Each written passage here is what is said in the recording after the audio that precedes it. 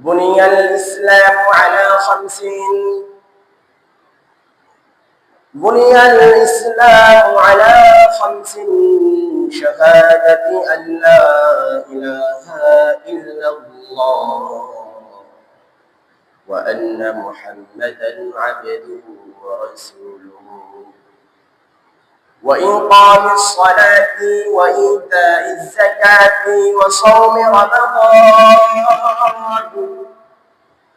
والحج রাসূল আরবী সাল্লাল্লাহু আলাইহি ওয়াসাল্লাম বলেন, ইসলামের ভিত্তি হইল পাঁচটি জিনিসের উপরে। এর মধ্যে এক নাম্বার হইল আল ঈমান, অর্থাৎ ঈমান গ্রহণ করা। এই ঈমান গ্রহণ করার পরে যে বিষয়টি ইসলামের ভিত্তি, অর্থাৎ আমি আপনি মুসলমানিত্ব টিকে রাখতে পারবো এমন একটি বিষয় হলো নামাজ প্রতিষ্ঠা করা।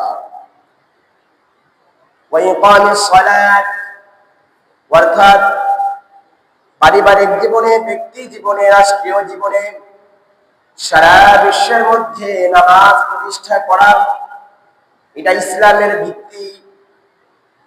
একটা উদাহরণ না দিলে বুঝবেন না। যেমন আমাদের এই মসজিদ টিকে আছে এই পিলারদের কারণে, ঠিক কিনা ভাইরা আমার? এই ছাদ টিকে আছে, মসজিদ টিকে আছে এই পিলারের কারণে।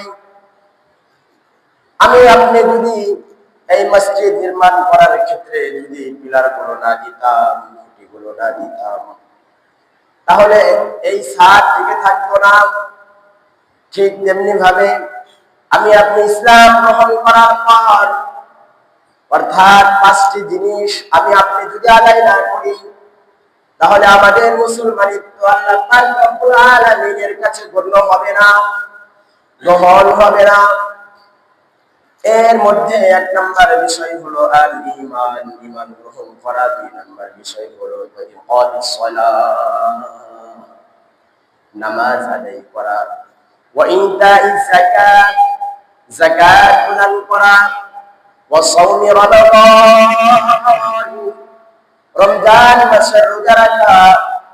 পঞ্চম নাম্বার বিষয়ের মধ্যে হলো কোন ব্যক্তির যদি টাকা পয়সা থাকে, অর্থ কড়ি থাকে, তাহলে তার হজ আদায় করা।